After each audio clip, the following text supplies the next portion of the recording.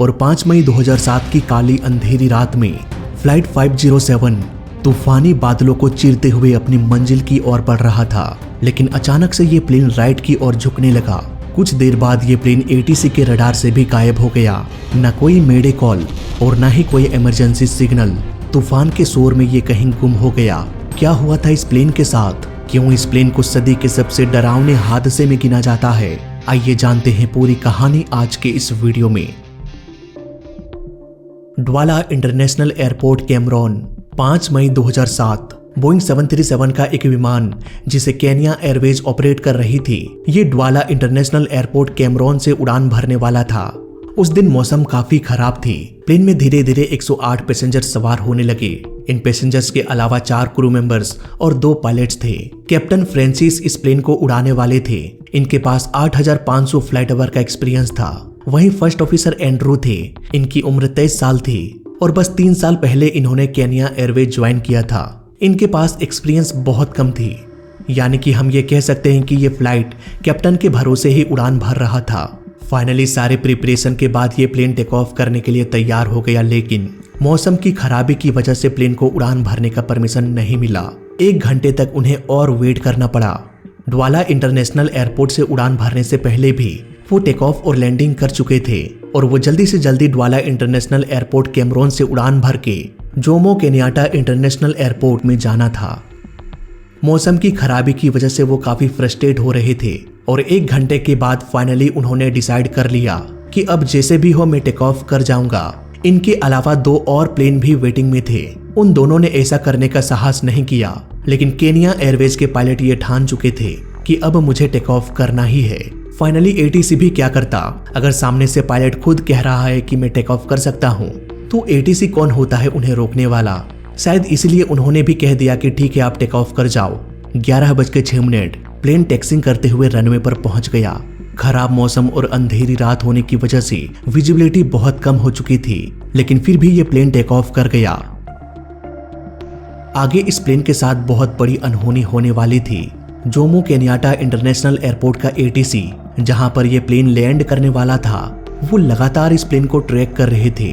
उन्होंने देखा कि यह प्लेन अपने फ्लाइट पाथ से कहीं और जा रहा है, लेकिन ATC ने यह जानने की कोशिश नहीं किया कि प्लेन अपना रास्ता क्यों बदल रहा है, क्योंकि आमतौर पर मौसम की खराबी की वजह से घने बादलों से प्लेन को दूर रखने के लिए अक्सर पायलट प्लेन के दिशा को चेंज कर देते हैं। हालांकि बाद में पायलट ATC को इन्फॉर्म कर देते हैं। प्लेन ATC के रडार में तो दिख रहा था, पर किसी तरह का इमरजेंसी कॉल नहीं किया गया। ये कहीं न कहीं इंडिकेट कर रहा था कि प्लेन में सब कुछ सही सलामत होगा। अगर कुछ गड़बड़ी होती तो ATC हमें बता देते, लेकिन सच्चाई कुछ और थी।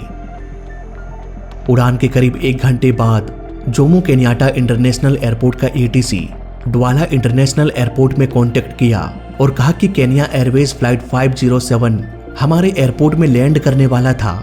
इसे लगभग 45 मिनट में यहाँ तक पहुँच जाना था, लेकिन अब 1 घंटे से भी अधिक समय हो चुका है और ये प्लेन अभी तक हमारे एयरपोर्ट में नहीं पहुंचा और ना ही हम इसे रडार पर ट्रैक कर पा रहे हैं।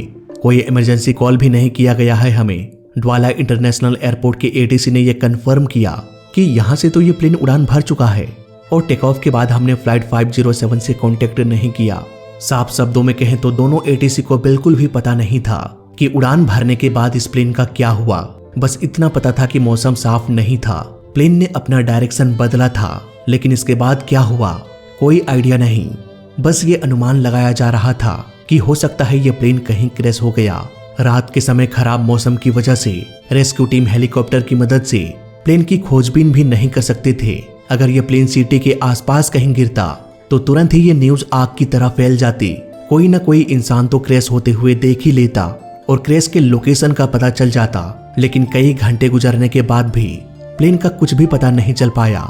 इट मीन्स अगर ये प्लेन क्रैश हुआ तो किसी रिमोट एरिया में क्रैश हुआ होगा, जहां पर इंसानों की आवाजाही बिल्कुल ना के बराबर हो।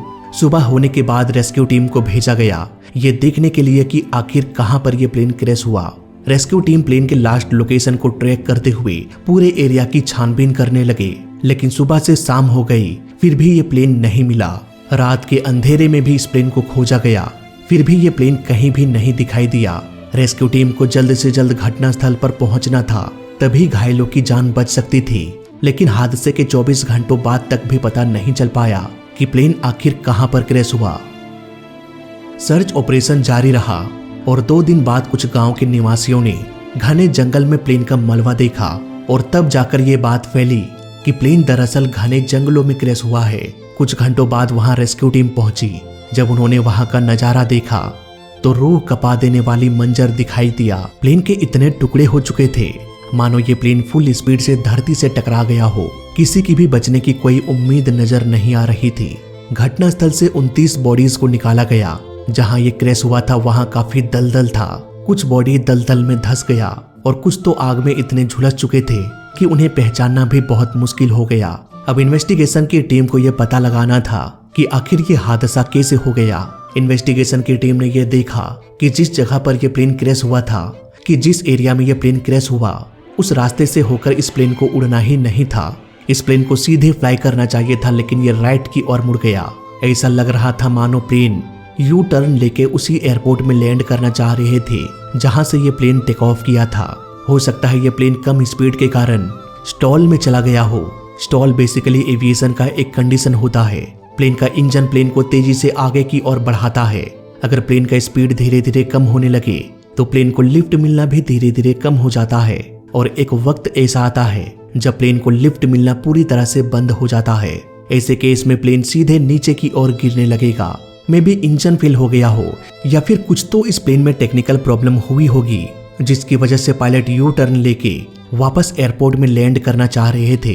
अगर प्लेन में कोई टेक्निकल प्रॉब्लम थी तो फ्लाइट डेटा रिकॉर्डर में उसका डेटा रिकॉर्ड हुआ होगा, लेकिन इन्वेस्टिगेशन की टीम को ऐसा कुछ भी नहीं मिला जो ये साबित करे कि प्लेन में कुछ टेक्निकल प्रॉब्लम हुई थी। प्लेन में आखिर हुआ क्या? क्यों ये राइट की ओर मुड़ गया?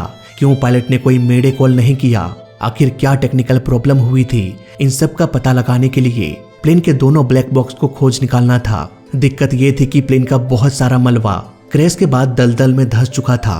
अगर प्लेन का मलबा पानी के अंदर होता तो गोताखोर उसे ढूंढकर निकाल लेते, लेकिन दलदल से प्लेन का मलबा निकाले तो कैसे निकाले? कोई ऑक्सीजन सिलेंडर लेके भी दलदल में घुसेगा तो उसे कुछ नजर नहीं आएगा। यही वजह है कि दलदल से प्लेन के दोनों ब्लैक बॉक्स को निकालने में लगभग 10 दिनों का समय लग गया। प्लेन का दोनों ब्लैक बॉक्स सही सलामत था। अब बस इसे डिकोड करने की देरी थी। ब्लैक बॉक्स के इन्वेस्टिगेशन के बाद एक अलग ही कहानी निकलकर सामने आई। उस दिन डवाला इंटरनेशनल एयरपोर्ट में खराब मौसम के कारण एटीसी टेक ऑफ की इजाजत नहीं दे रहे थे, लेकिन फ्लाइट 507 के कैप्टन जल्द से जल्द टेक ऑफ करना चाह रहे थे। पिछले 1 घंटे से वो इंतजार में थे कि कब मौसम साफ हो। फाइनली उनसे रहा नहीं गया और 1 घंटे इंतजार करने के बाद उन्होंने ठान लिया कि अब मुझे टेक ऑफ करना ही पड़ेगा। इसलिए टेक ऑफ करने के बाद पायलट ने कभी भी एटीसी को कांटेक्ट नहीं किया। फ्लाइट डाटा रिकॉर्डर के स्टडी से यह पता चला कि टेक ऑफ के बाद तुरंत प्लेन राइट की ओर मुड़ने लगा था। 20 डिग्री, 30 डिग्री। कॉकपिट में बैंक एंगल का अलार्म बजने लगा। जब प्लेन 30 डिग्री से अधिक मुड़ जाता है तो ये अलार्म बजने लगता है। शुरुआत में दोनों पायलट प्लेन को कंट्रोल नहीं कर रहे थे। प्लेन झुक तो रहा था, लेकिन इस झुकाव को काउंटर करने के लिए पायलट कोई भी एक्शन नहीं ले रहे थे। जब ये प्लेन 30 डिग्री से भी अधिक मुड़ गया, 35 डिग्री को भी पार कर दिया और जब अलार्म बजना शुरू हुआ तब कैप्टन प्लेन को मैन्युअली कंट्रोल करने लगे, जबकि अलार्म के पहले वो शांत बैठे हुए थे। क्यों उन्होंने अलार्म के पहले प्लेन को कंट्रोल करना सही नहीं समझा और प्लेन झुकता गया और बस झुकता ही गया। क्या पायलट्स कॉकपिट में ही सो चुके थे? इन सवालों का जवाब पाने के लिए इन्वेस्टिगेशन की टीम को अब कॉकपिट वॉइस रिकॉर्डर की छानबीन करना था। कॉकपिट वॉइस रिकॉर्डर के डेटा से यह पता चला कि जैसे ही प्लेन राइट की ओर मुड़ने लगा, कैप्टन ने प्लेन को लेफ्ट की ओर मोड़ना शुरू किया ताकि प्लेन सीधा हो सके। यहाँ पर कैप्टन ने यह नोटिस किया कि प्लेन तो लगातार राइट की ओर झुकने की कोशिश कर रहा है और कब तक हम प्लेन के योग को पकड़कर इसे सीधा करने की कोशिश करेंगे। इससे अच्छा है कि प्लेन के ऑटो पायलट को ऑन कर दिया जाए। ऑटो पायलट प्लेन को संभाल लेगा। कैप्टन ने फर्स्ट ऑफिसर को कहा कि प्लेन राइट की ओर मुड़ रहा है, इसलिए ऑटो पायलट को एक्टिवेट कर दो। दोस्तों, प्लेन का ऑटो पायलट जरूरत के हिसाब से प्लेन को मोड़ सकता है, इसलिए ऑटो पायलट फ्लाइट 507 के झुकाव को रोक सकता था। लेकिन कैप्टन के कहने के बावजूद भी फर्स्ट ऑफिसर ने ऑटो पायलट को ऑन नहीं किया। मे बी यहाँ पर यह हो सकता है कि फर्स्ट ऑफिसर ठीक से सुन ना पाया हो या फिर उनका ध्यान कैप्टन की ओर नहीं था। अगर फर्स्ट ऑफिसर प्लेन के ऑटो पायलट को ऑन कर देते तो वो पायलट को कंफर्म भी कर देते कि ठीक है मैंने ऑटो पायलट को ऑन कर दिया। इसके बाद ही कैप्टन को कंफर्म होना चाहिए था कि हाँ अब ऑटो पायलट ऑन हो चुका है, लेकिन फर्स्ट ऑफिसर ने ऐसा कोई भी कंफर्मेशन नहीं दिया क्योंकि ऑटो पायलट तो ऑन किया ही नहीं गया था और कैप्टन ने भी ये नोटिस नहीं किया कि फर्स्ट ऑफिसर ने कंफर्मेशन दिया या नहीं। वो बस यही सोचते रहे कि प्लेन का ऑटो पायलट ऑन हो चुका है। ऑन होने के बाद ये ऑटो पायलट ऑटोमेटिकली प्लेन को कंट्रोल कर लेगा, इसलिए कैप्टन ने प्लेन को कंट्रोल करना ही छोड़ दिया। यही वजह है कि प्लेन झुकता रहा, लेकिन फिर भी कैप्टन देखता रहा, बस देखता रहा। उन्हें लग रहा था ऑटो पायलट अपना काम कर रहा है। विंड स्क्रीन के आगे विजिबिलिटी भी बहुत कम थी, इसलिए आगे देखकर वो ठीक से जज भी नहीं कर पा रहे थे कि हमारा प्लेन अगर झुक रहा है तो ये झुकाव कम हो रहा है या नहीं। जब प्लेन हवा में होता है, मौसम साफ होता है, तो आसपास के नज़ारों को देखकर आसानी से यह पता चल जाता है कि प्लेन एक तरफ झुका हुआ है या नहीं। लेकिन काली अंधेरी रात जब विजिबिलिटी बहुत कम हो तो दिमाग को बहुत देर से समझ में आता है कि प्लेन का झुकाव बढ़ रहा है या घट रहा है। यही वजह है कि प्लेन झुकता गया 20 डिग्री, 30 डिग्री। इसी तरह से प्लेन राइट की ओर झुकता गया और दोनों ही पायलट इस बात से अनजान थे कि हमारा प्लेन राइट की ओर मुड़ रहा है। हालांकि कॉकपिट में एक डिस्प्ले भी होता है जो ये इंडिकेट करता है कि प्लेन कितना डिग्री रोल कर रहा है। हो सकता है पायलट इंस्ट्रूमेंट्स पर ध्यान ना दिया हो और इस तरह से प्लेन का झुकाव बढ़ता गया। जब ये झुकाव 35 डिग्री को पार कर गया तब ये अलार्म बजने लगा। Bank angle, bank angle, bank angle, bank angle, bank angle, bank angle. अब यहाँ पर दोनों पायलट्स को ये समझ में आ गया कि उनसे बहुत बड़ी गलती हो चुकी है। हमारा प्लेन तो रोल करने लग रहा है। इस अलार्म को सुनकर दोनों पायलट पैनिक होने लगे। दोनों ने ही प्लेन के कंट्रोल को अपने हाथों में ले लिया। वो प्लेन के योक को कभी लेफ्ट की ओर मोड़ रहे थे तो कभी राइट की ओर। इस वक्त प्लेन 2290 फीट के एल्टीट्यूड में फ्लाई कर रहा था। इतने कम एल्टीट्यूड से प्लेन को बचा पाना बहुत मुश्किल होता है, क्योंकि जितना समय प्लेन को सीधा करने में लगेगा उतने समय में प्लेन धरती से टकरा चुका होगा। यानी कि अब उनके पास कोई भी रास्ता नहीं था सिवाय मौत के। टेक ऑफ किए हुए अभी 2 मिनट भी नहीं हुआ था कि प्लेन तेजी से नीचे धरती की ओर गिरने लगा, वो भी रोल करते हुए। रोल करने की वजह से प्लेन का स्पीड भी बहुत कम होने लगा। दोनों पायलट ने प्लेन के स्पीड को भी मेंटेन नहीं किया, क्योंकि एक बार अगर ऑटो पायलट ऑन हो जाता है तो जरूरत के हिसाब से प्लेन का ऑटो थ्रस्ट प्लेन के पावर को घटाता या बढ़ाता रहता है। प्लेन का स्पीड इतना कम हो गया कि इस प्लेन ने उड़ना ही बंद कर दिया।